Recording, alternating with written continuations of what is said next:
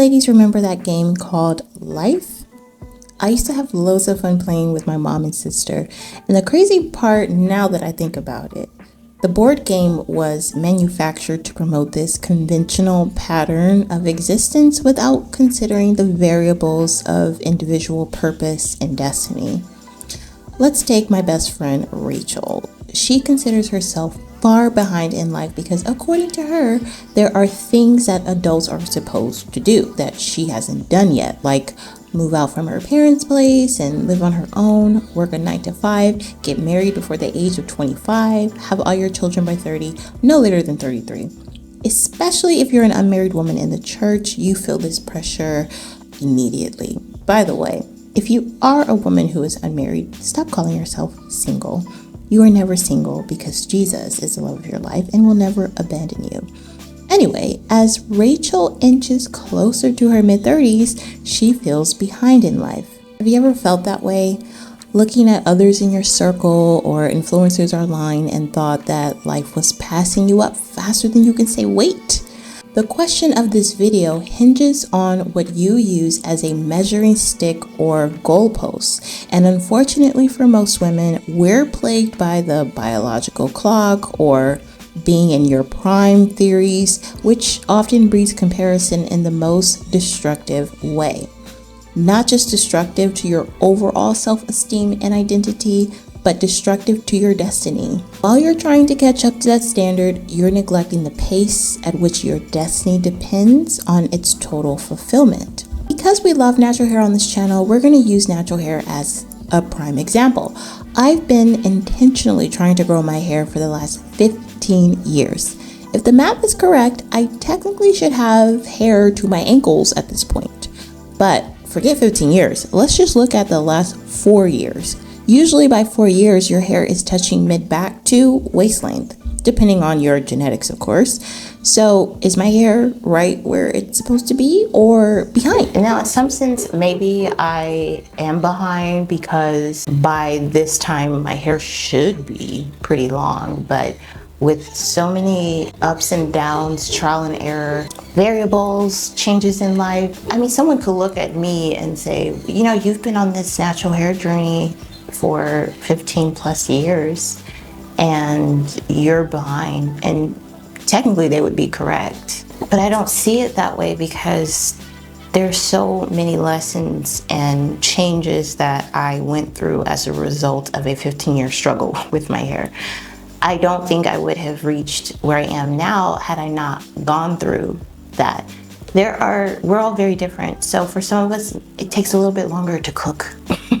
We're more like slow cookers and you can't do things quickly, and it takes more time depending on the traumas you've had or the memories you hold or your belief system, your mindset. So all these things can impact how far in life you get according to a set time where people expect to see progress. So in some sense, maybe it could look that way, that I'm behind than where I should be, but I see that I'm exactly where I should be because of the fruit of all those different experiences and lessons that I otherwise would not have discovered. So if you've been alive, let's say you're 45 years old and for the last 30 years of your life, you've been fed this one lie or this one version of life you're supposed to live.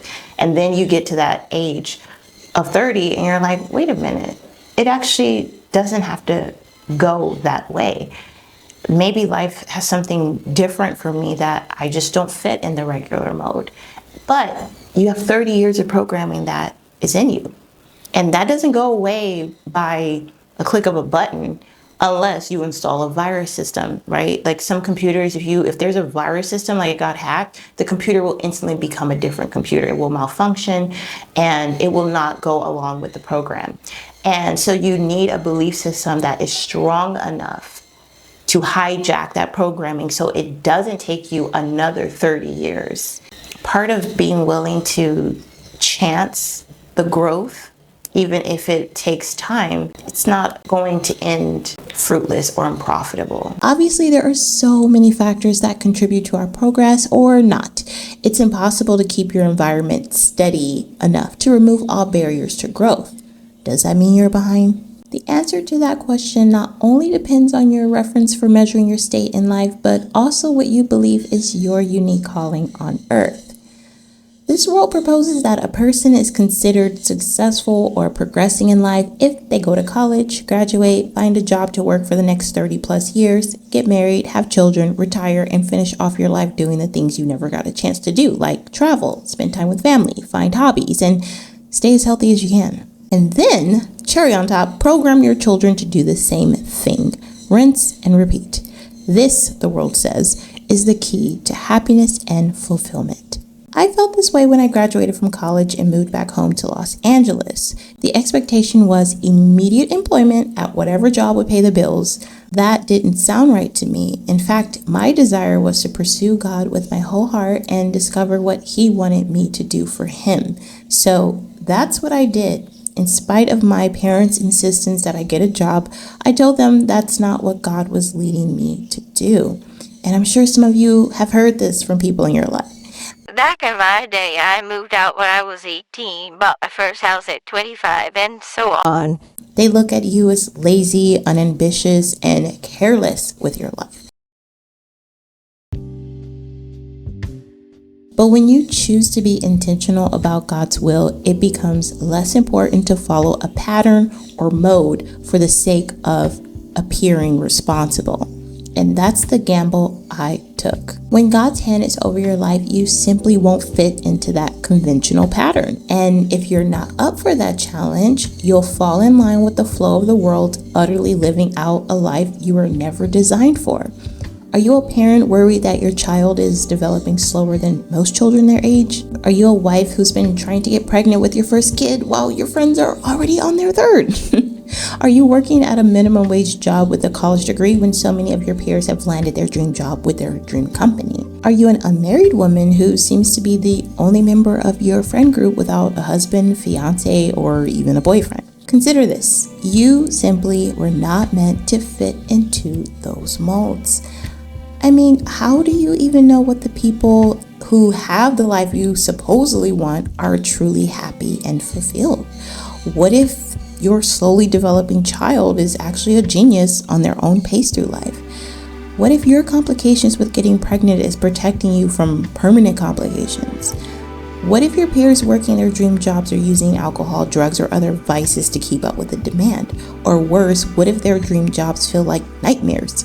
They may have the house and car, vacation trips to show off, but how are they really doing internally? What if your prolonged season of being unmarried is giving God more time to fit a husband suitable for you, your purpose, and your desires? We tend to only look at the outward appearance of the world's game of life and ignore the long-term ramifications of such a cycle.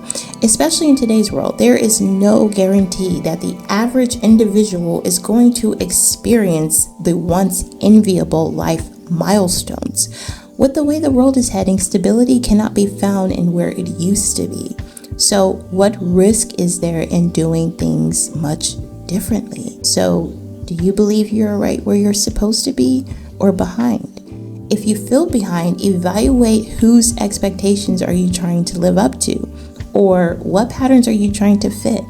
Almost always, delays in our life are caused by our own insistence on following the conventions of our society without considering whether it's even right for us or even in line with what God has planned. Take some time in whatever season you're in to ask God if you are following His program.